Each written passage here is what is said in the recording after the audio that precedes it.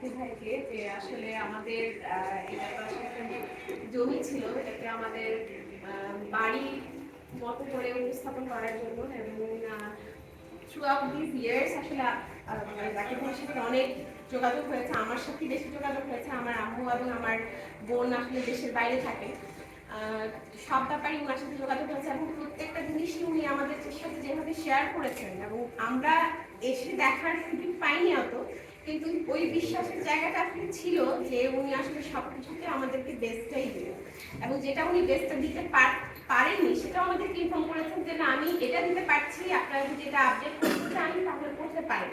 এই যে অপশনটা আমরা কিন্তু এসে যে দেখে দেখে সবকিছু চুজ করে দিব সেরকম সুযোগ আসলে ছিল না। আমি জব করি, আমার মা বাইরে থাকে, আমার বোন বাইরে থাকে, আমাদের আসলে এত দেখাশোনা করার সেই সুযোগটা ছিল না। কিন্তু তারপরও যে আমরা এত সুন্দর একটা প্রজেক্ট আসলে পেয়েছি, এই জন্য যাকে থাকে ধন্যবাদ দিচ্ছি, দরিয়াকে ধন্যবাদ জানাচ্ছি এরকম সুন্দর একটা প্রজেক্ট আমাদেরকে উপহার দেওয়ার জন্য। আমি এত ভালো বক্তা না আর এত কথাও আসলে বলবো না, আমরা অনেকক্ষণ ধরে অপেক্ষা করছি আজকে এই মানে দুর্যোগপূর্ণ পরিবেশে আমরা আসতে পেরেছি সবাই সুস্থভাবে এবং এই অনুষ্ঠানের একটা পার্ট হতে পেরেছি। এই জন্য আসলে আল্লাহর কাছে অনেক অনেক ধন্যবাদ। এই প্রজেক্টটা সুন্দরভাবে সুস্থভাবে সম্পূর্ণ হয়েছে, সেজন্য মহান আল্লাহ তাআলাকে অনেক অনেক শুকরিয়া আল্লাহর কাছে যে সব কিছু ইয়ে হয়েছে। অনেকের কাছে হয়তো অনেক কিছু, কিন্তু আসলে এই বাসাটা আমাদের জন্য আসলে একটা স্বপ্নের মতোই।